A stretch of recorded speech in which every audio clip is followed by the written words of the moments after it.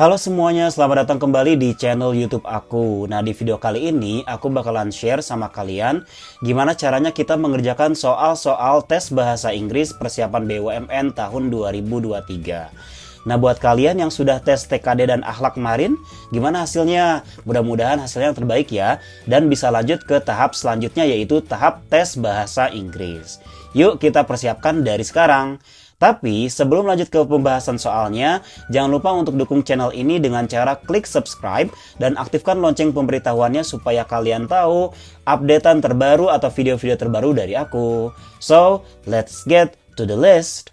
Oke, sekarang kita lanjut aja ke soalnya. Nah, kalau misalkan kita melihat seperti ini, ada kata yang digarisbawahi, kemudian kata tersebut ada A, B, C, D-nya seperti itu, maka di sini kita harus memilih mana kata yang salah ya, dari A, B, C, D ini mana yang salah gitu. Tapi di sini kita tidak ada kewajiban untuk menggantinya dengan kata yang benar, tidak perlu. Karena yang penting kita hanya memutuskan atau memilih mana yang salah saja. Nah, itu adalah jawabannya gitu ya. Jadi yang salah adalah yang jawabannya. Sekarang kita lihat. Mira whom I met her yesterday is my school friend. Oke, aku kasih waktu 5 detik. Siapa tahu kalian punya jawaban sendiri. 1, 2, 3, 4, 5. Oke. Nah, di sini kita lihat kan kalau sebenarnya ini bisa langsung ya, kita bisa langsung kerjakan. Cuman mungkin ada yang masih belum ngerti. Nah, di sini kalau misalkan kita terjemahkan kan, Mira whom I met her yesterday is my school friend. Mira yang aku temui dia kemarin adalah teman sekolahku. Nah, berarti kira-kira salahnya yang mana nih? Nah, salahnya adalah gini. Kalau misalkan aku bandingin ya, yang kalimat yang pertama seperti ini. Mira yang aku temui dia kemarin, gitu kan. Nah, Mira yang aku temui dia kemarin. Kira-kira ada nggak sih yang lebih enaknya gitu ya, kalau misalnya kita ngomong enak-enakan gitu ya. Kira-kira ada yang lebih enak nggak dari kalimat ini? Mira yang aku temui dia kemarin. Iya, kan ada harusnya gini ya. Mira yang aku temui kemarin gitu kan? Ya, Mira yang aku temui kemarin adalah teman sekolahku gitu ya. Nah, berarti kalau misalkan kita lihat di sini ada double object. Ya, walaupun di sini Mira di depan ya, tapi di sini dia tidak berfungsi sebagai subjek loh. Kenapa? Karena di sini dia berfungsi sebagai objek, karena Mira yang aku temui gitu kan. Karena subjeknya adalah aku. Ya, di sini kan aku nih.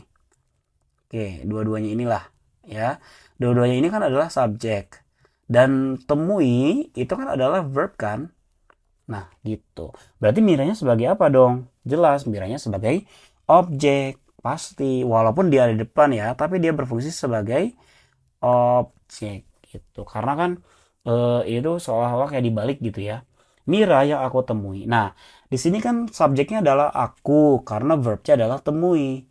Berarti kalau misalkan kita lihat, nah di sini ada dia. Apa ini dia? Nah, dia ini kan objek nih, gitu. Berarti di kalimat yang awal yang atas, Mira yang aku temui dia kemarin, itu berarti objeknya double dong, ada dua objeknya. Yang pertama objek yang di sini, yang keduanya objek yang di sini. Berarti tidak boleh seperti itu karena dia double object. Maka harus tidak boleh ada objeknya. Maka jawabannya yang mana? Iya, jawabannya yang C. Kenapa yang C? Karena tidak boleh ada her di sini. Langsung aja, Mira whom I met yesterday is my school friend. Tapi kan ini kejadiannya kan kemarin, kenapa pakai is? Is di sini betul ya? Kenapa betul? Karena sebenarnya ketemunya itu kemarin, gitu ya. Jadi yang ketemunya kemarin. Sedangkan is my school friend adalah sebuah fakta bahwa dia adalah teman aku. Jadi is di sini betul, ya. Dan met di sini betul, whom di sini juga betul. Berarti jawabannya yang C. Oke, lanjut ke soal berikutnya. At the moment, Mrs. Mary is getting her report to fix. Oke, coba aku kasih waktu dulu deh 5 detik. 1, 2, 3, 4, 5. Oke, kira-kira jawabannya apa nih? Ya, oke. Nah, di sini at the moment, kayaknya moment ini nggak ada salah ya. Kayaknya ini udah betul ya. Sekarang kita lihat. Mary is getting. Is di sini betul salah? Betul ya, karena kan at the moment itu artinya sekarang. Berarti kalau sekarang kan berarti dia present continuous tense. Atau kejadian yang sedang berlangsung sekarang. Maka kita harus menggunakan is dan menggunakan verb ing. Oke, berarti betul. Berarti jawaban yang salah kemungkinan antara C dan D. Berarti tapi kira-kira yang mana nih? Mrs. Mary is getting her report to fix. Berarti Ibu Mary itu seolah-olah menyuruh seseorang untuk fixing, untuk memfix ya, untuk memperbaiki laporannya gitu kan. Ya berarti ini disebut apa nih? Oke, ini disebut sebagai causative verbs. Causative verbs. Nah, di mana causative verbs itu adalah subjek ya, subjek awal itu dia menyuruh objek untuk melakukan sesuatu. Contohnya di sini. Nah, di sini dia causative verbsnya dia menggunakan kata get gitu. Nah, dia menggunakan kata get. Kalau misalkan person ya, dia plus person itu berarti dia harus menggunakan to infinitive atau to verb one ya. Ini kalau misalkan get ketemu dengan person, maka ketemunya dengan to infinitive atau to plus verb one.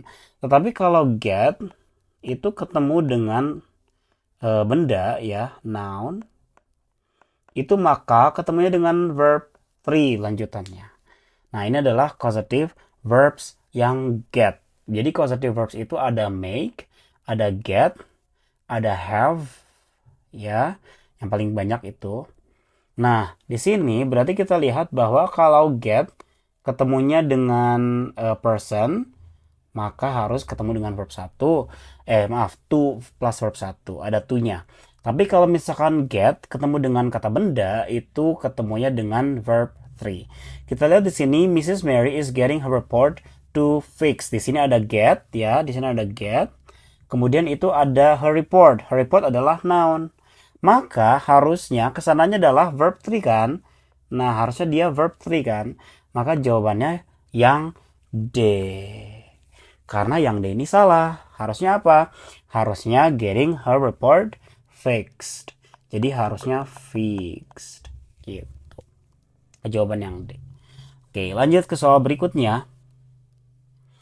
Danny got A on his last exam. He must have studied hard the night before. Oke. Nah, sebenarnya kalau kita udah tahu pola tenses, ini pasti udah langsung dijawab. Coba aku kasih waktu. 1, 2, 3, 4, 5. Kira-kira jawabannya apa? Oke, nah sebenarnya jelas ya. Di sini kita lihat Danny got A on his last exam. He must have studied hard the night before. Nah, di sini kita lihat bahwa Danny itu mendapatkan skor A di ujian terakhirnya.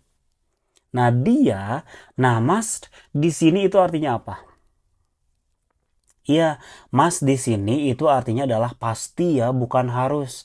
Tetapi dia pasti. Jadi gini, Denny mendapatkan skor A di ujian terakhirnya. Dia pasti sudah belajar sungguh-sungguh malam sebelumnya gitu. Atau ya sebelumnya dia pasti sudah belajar sungguh-sungguh. Nah, di sini kan pasti itu bisa kita ungkapkan dengan kata must. Ya, must. Bisa. Maka B yang must di sini betul. Nah, berarti yang salah yang mana ya? Ya, yang salah adalah yang C. Kenapa yang C? Karena kalau kita lihat di sini ya, kan he, terus must, terus ada have. Pasti sudah. pasti sudah. Jadi ini artinya bukan bukan dia harus memiliki, bukan. Tapi dia pasti sudah. Kalau sudah, itu kan pasti have ketemu dengan verb 3 atau kita sebut sebagai present perfect. Jadi ini jangan lupa kalau ini adalah present perfect tense ya. Jadi have ketemu dengan verb 3 adalah present perfect. Itu selalu. Kalau ada have, kalau ada kata kerja yang muncul setelah have, maka kata kerjanya dalam bentuk verb 3. Kita lihat di sini, kan dia pasti sudah belajar. Sudah belajar, maka belajarnya harus dalam bentuk verb 3, yaitu adalah studied. Maka jawaban yang tepat adalah yang C. Gampang kan?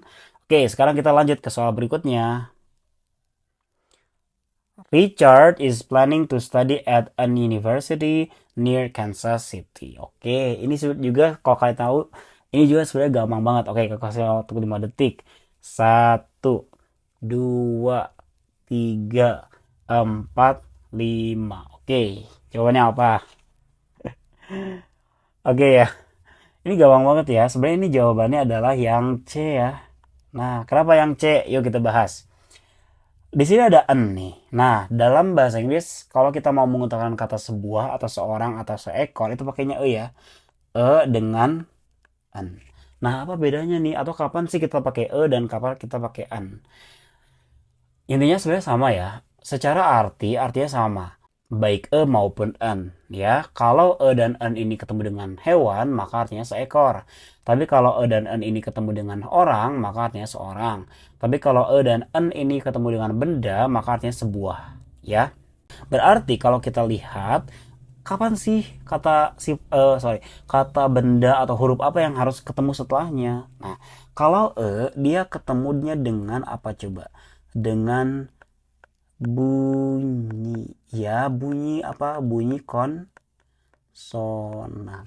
Ingat ya, ini kita bukan fokus kepada huruf tapi bunyinya. Sedangkan yang en ini ketemunya dengan bunyi apa? Bunyi vokal.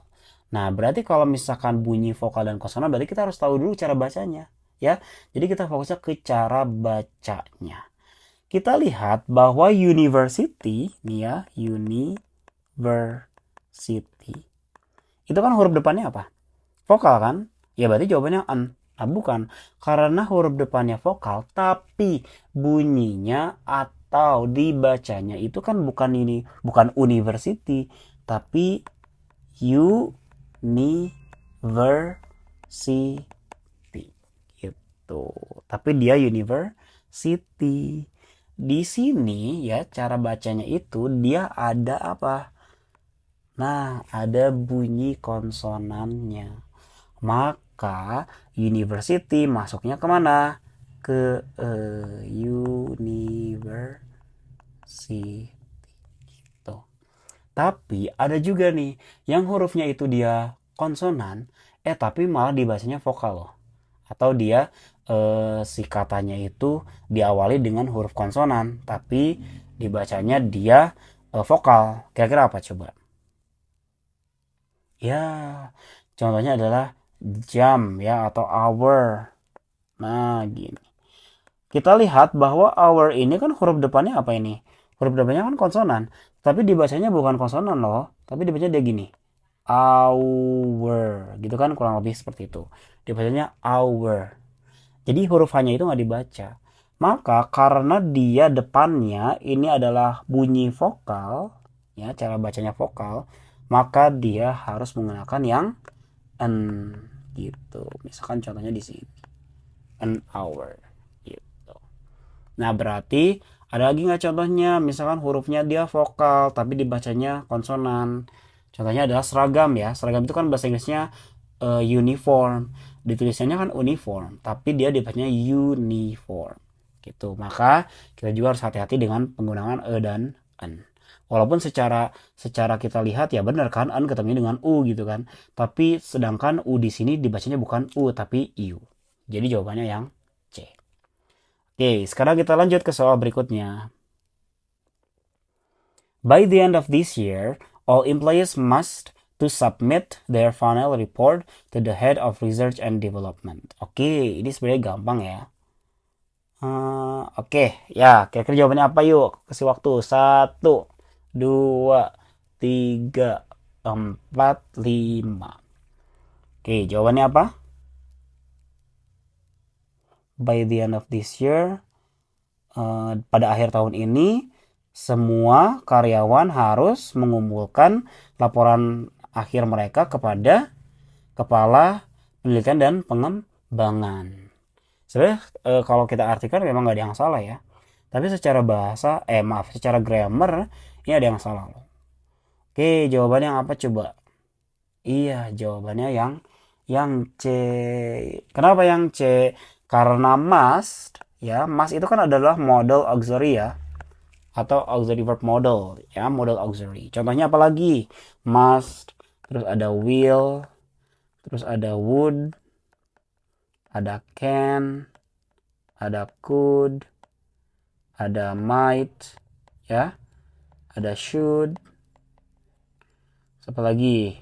Ada will, could, can, could, might, should. Oke, banyak ya sebenarnya. Nah, semuanya ini atau disebut sebagai modal verb harus diikuti dengan verb one atau bare infinitive ya, atau bare infinitive, atau kata kerja pertama yang nggak ditambahin apa-apa gitu. Kata kerja pertama yang tidak ditambahkan apa-apa, yaitu disebut verb 1. Nah, berarti salahnya apa di bagian C? Salahnya adalah dia menggunakan to. Seharusnya tidak boleh menggunakan to. Jadi by the end of this year, all employees must submit their final report to the head of research and development. Gampang kan? Oke teman-teman, itu tadi pembahasan tes bahasa Inggris kali ini. Semoga video kali ini dapat bermanfaat untuk kita semua dan semoga mempermudah kalian untuk mengerjakan soal-soal tes bahasa Inggris persiapan BUMN tahun 2023. Terima kasih banyak buat teman-teman yang sudah nonton sampai akhir dan sampai jumpa di video berikutnya. Goodbye everyone.